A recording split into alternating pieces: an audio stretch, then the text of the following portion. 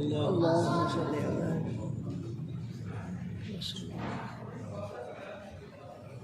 اللہ تعالیٰ آپ کے روزوں کو قبول فرمائے، آپ کی تراویحوں کو قبول فرمائے، من جملہ آپ کی تمام عبادات کو قبول فرمائے۔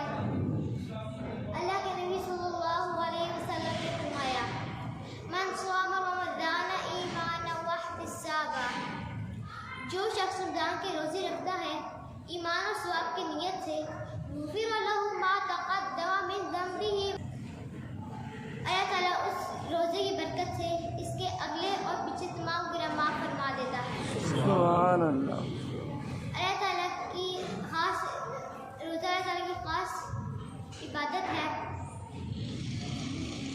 نیک کام کا جذبہ پیدا ہوتا ہے،